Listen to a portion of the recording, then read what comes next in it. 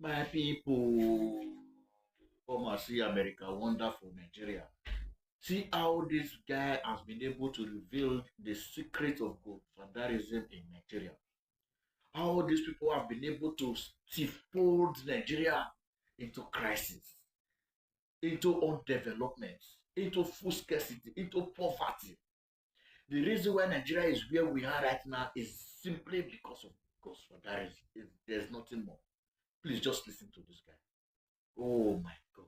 There is a secret cabal that owns Nigeria. Only people who can accept the pain of rigging. They call themselves stakeholders, but in fact, they are more than just that. This group operates in the shadows, pumping money and human resources to politicians, helping them win elections in both legal and not so legal ways. Sometimes they keep up appearances, fraternizing with people in power, people they consider to be their investment. I want to tell you their story, a story about these investments and how far the investors are willing to go to protect what they consider to be theirs. This story will reveal to you why elections in Nigeria are filled with so much violence.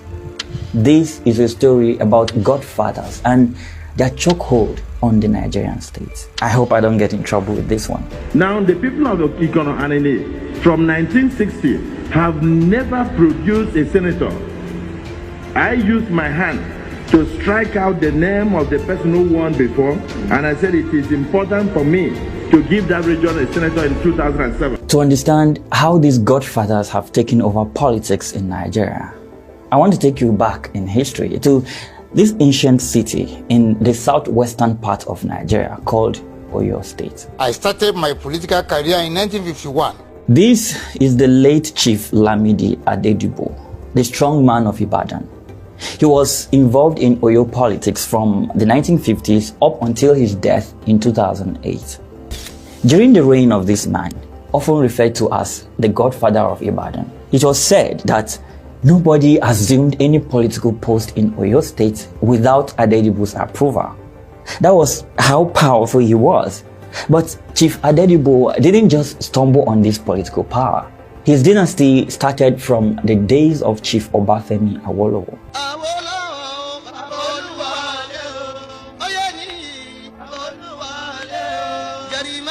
Some reports claim that he got his start as a small-time organizer of political thugs for the Action Group Party of Chief Obafemi Awolowo. However, by the late 1980s, he had amassed so much power that politicians were beginning to seek his blessing to run for office. This political capital he had gathered was often through a combination of patronage, violence, and extortion. Soon enough, Adedibo would become an icon for aspiring political godfathers all around Nigeria. In fact, Adedibo once told Human Rights Watch that he sponsored all of the politicians in Oyo State, from the governor to the House of Assembly members. Every single one of them went through him. But what does this sponsorship mean? Well, according to the politicians that have fought with and against him, Adedibo would usually mobilize violence and money in support of the politicians he supports. Having built an army of dependents that are usually seeking one favor or the other from him and are always in his house for arms, Adedibo was able to command these people to do his will anytime he wanted them to. Remember how poverty makes people open to manipulation? This man had a lot of poor people at his beck and call. Adedibo's style of campaign was to threaten people with machetes to come out and vote for his candidates. He was also known to use blackmail, violence, and intimidation to get his way all the time. Little wonder then why he was able to keep every politician in the state in his pocket. Now, the one time a sitting governor tried to defy him, this happened. He's collecting 65 million naira a month as security money. Am I not entitled to 1/4 of that every month? Yeah, that's what I'm saying. You are not mentioning 60. No, I don't want anything from him. He should go away. It all started in 2003. Rashidi Ladoja had just won election as governor of Oyo State. But his victory in the polls was largely due to the support of Adedibu. When I say support, I meant Adedibu helped in providing the muscle needed to rig the election in his favor. However, once Ladoja was in office, he tried to break free of Adedibu's influence. Oh my God! And this would be the beginning of a long and bitter war that led to lots of destruction in Oyo State. According to Ladoja, Adedibu wanted access to the state's treasury. He alleged that Adedibu ordered him to turn over 25% of the government security vote, roughly 15 million naira per month, directly to him. Ladoja also refused to allow Adedibu to name the commissioners who would serve in his cabinet. This was reportedly one major part of their agreement before the elections. In response to these allegations, Adedibu described Ladoja as an ingrate. According to Human Rights Watch, the former state governor of Oyo State, Kolapo Ishola, confirmed that it was normal practice to consult Baba Adedibu on appointments, patronage, and contracts. By failing to do all of that, Ladoja practically signed his own death warrant. He started from the State House of Assembly. By August 2005, the tension between Governor Ladoja and Adedibu had caused the State House of Assembly to split in two, with a majority of 18 out of 32 members publicly supporting Adedibu against the sitting government. As they fought for control of the state government, the House was now divided against itself. In late 2005, seeing that the governor was not willing to play ball, the so-called G18 of pro-Adedibu lawmakers started the process of impeaching Governor Ladoja, a process that quickly turned violent, with one of the pro-Adedibu lawmakers reportedly stabbing his colleague on the floor of the state legislature when the first impeachment attempt failed. Some lawmakers were said to have brought out guns and fired into the air to ward off attackers from the opposing camp. Guess what? All of this happened in the presence of security personnel, and the police made no arrests. About a week later, armed policemen escorted the G18 lawmakers to the State House of Assembly for a second try at moving the impeachment motion. This again resulted in an hours-long gun battle between men of the police and armed thugs supporting Governor Ladoja, who sought to prevent the pro-Adedibu legislators from entering the House. Eventually, the G18 legislators broke into the locked House of Assembly and voted on their own to constitute a panel of inquiry to investigate allegations of misconduct, including corruption, against Ladoja. Also, moments after the vote, a very large group of anti-Ladoja thugs stormed the government house, looted and destroyed the governor's office. Again, the police made no arrest in connection with the sponsorship of any of these violence. 3 weeks later, the G18 voted unanimously to remove Ladoja from office, replacing him with his deputy governor, who happened to be one of Adedibu's loyalists, Christopher Alao Akala. After all the drama, Nigeria's Supreme Court reversed the impeachment in December 2006, calling it illegal because Governor Ladoja's removal was not supported by the required 2/3 majority of the legislature. As the Ladoja Adedibu fight for control over Oyo State was raging in the southwest, another powerful power broker, this time in the southeastern state of Nigeria called Anambra, was enraged in a brutal war with his mentee. Another great performance today is from Liverpool. The first half was appease my hustle. They didn't play anything. You see Brighton dominating possession, shot on target, corner kick, everything against Liverpool at Anfield. It was so amazing performance from Brighton in the first half. This is Chief Chris Uba, a very wealthy man from the powerful Uba political family. Chris Uba was at the peak of his power during the 2003 elections when he sponsored PDP candidates and rigged their election into office across Anambra State. In fact, he bragged about being the greatest godfather in Nigeria, stating how that was the first time an individual single-handedly put in position every politician in the state. Among the politicians Chris Uba sponsored in 2003 was PDP gubernatorial candidate Chris Ngigi. Now, what you're looking at right now are copies of the terms of their relationship. Here, this guy prepared a written contract and a declaration of loyalty that the governor Chris Ngigi signed prior to the election. In one of the documents, Ngigi promised in writing to exercise and manifest absolute loyalty to the person of Chief Chris Uba as, quote, my mentor, benefactor, and sponsor. He also agreed to allow Uba control over all important government appointments and the awarding of all government contracts. Looking at these contract papers, you will notice something interesting. The contract referred to Governor Ngigi as the administrator, while the unelected Uba as, quote, leader/financier. But that is not all. The contract empowered Uba to avenge himself in the way and manner adjudged by him as fitting and adequate in case of any breach by Ngigi that could not be settled through mediation. After this agreement was signed, Uba swung into action, pulled all the plugs he could to rig Ngigi into office, and he succeeded. But just like Governor Ladoja in Oyo State, Chris Ngigi tried to break away from Uba's control once he got into office. According to Ngigi, from the moment he assumed office, Uba was constantly on call, demanding he take money from the state treasury and give it to him. Ngigi also claimed that shortly before his inauguration, armed men broke into his home and forced him at gunpoint to sign a pledge that he would pay Chris Uba the sum of 3 billion naira immediately after assuming office. When he could not meet up with these demands, relations between Ngigi and Uba deteriorated rapidly. And by July of 2003, a shocking story broke in Nigeria's newspapers. Governor Chris Ngigi was kidnapped by armed policemen and forced at gunpoint to resign, that is to sign his letter of resignation. Chris Ngigi believed the situation was all orchestrated by Chris Uba in an attempt to extort money from him.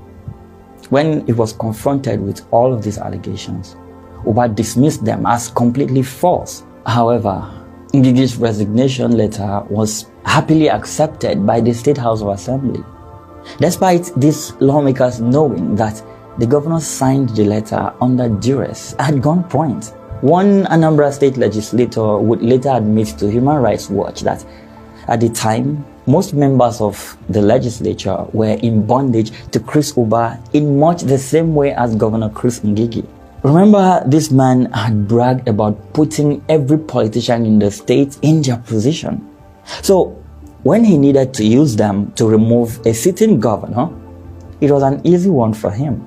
This is what politics in Nigeria is all about.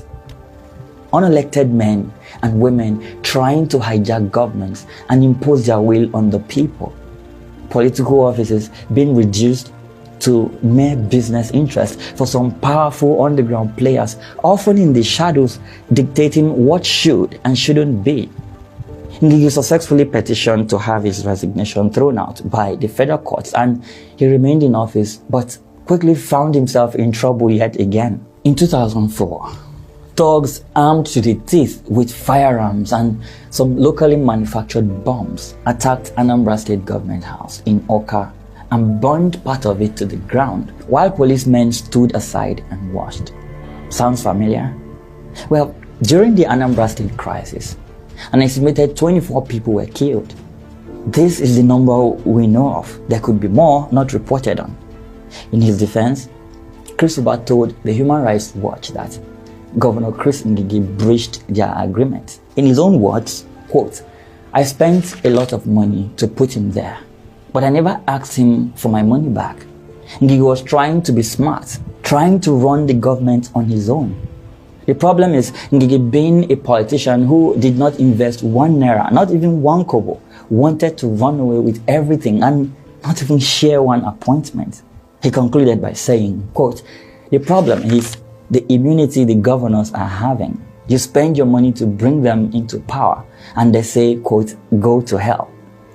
It should be just like investing in a bank, and then you have the power to make some decisions because of your controlling shares.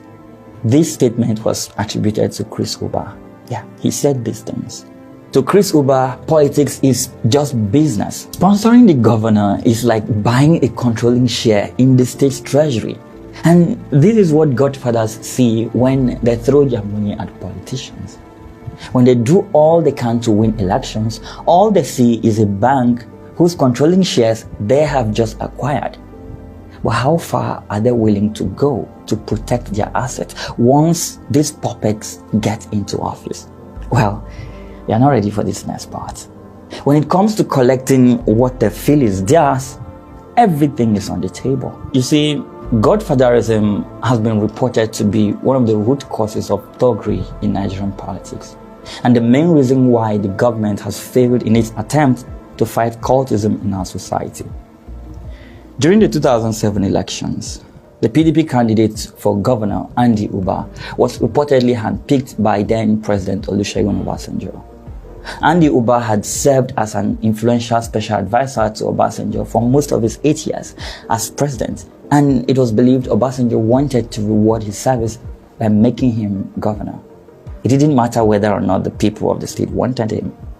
Andy Uba is the brother of Chris Uba, but Chris Uba, who had been fighting Chris Ngige all the while, was not happy about this development.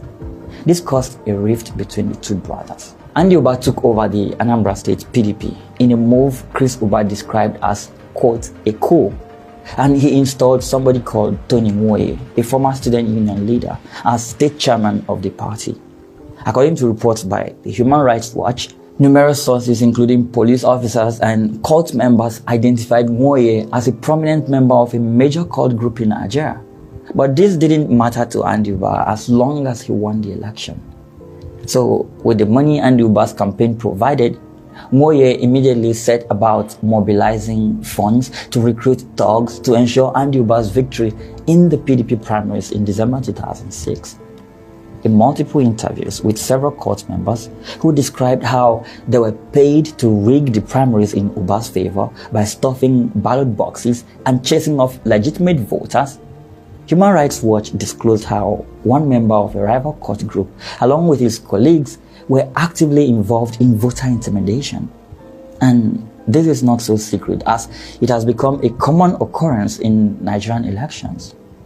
These cult groups carry axes and machetes and chase away any voter that comes near while they are voting.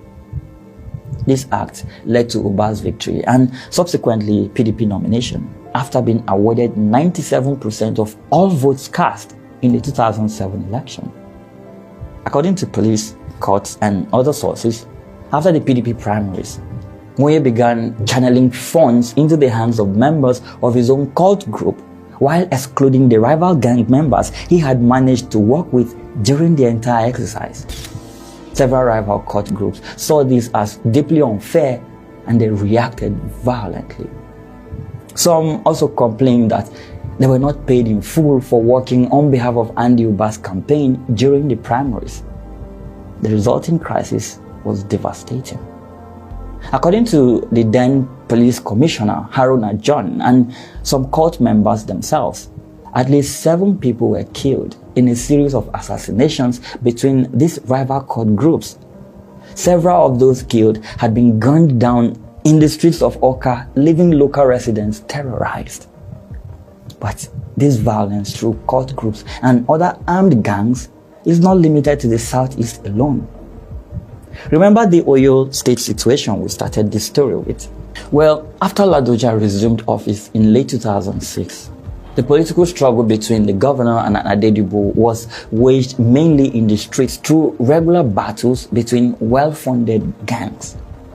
Many of those thugs were armed with machetes and locally manufactured small arms that were, according to officials, provided by their sponsors. There are gangs like this in every state in Nigeria, and they are used by politicians and their godfathers in the election season to force their will on the people.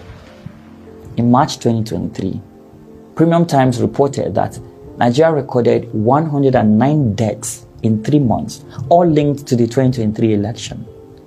After the election in May 2023, a report published by Punch newspapers recorded 238 election day violence and 28 people losing their lives as a result.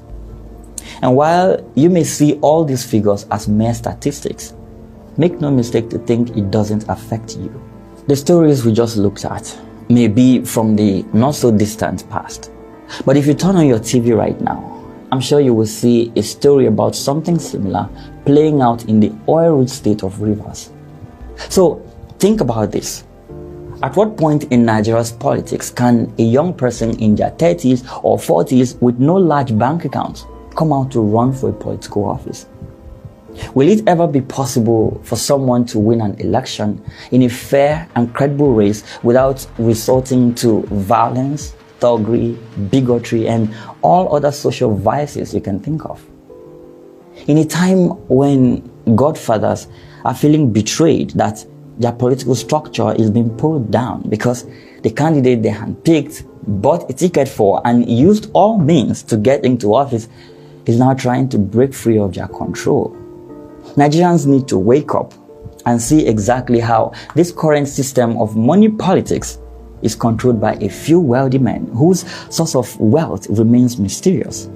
And until we break free from godfathers, our destiny as a nation will remain at the mercy of the one willing to spill more blood just to fulfill his political ambition. Now, I'd like to hear from you on this topic.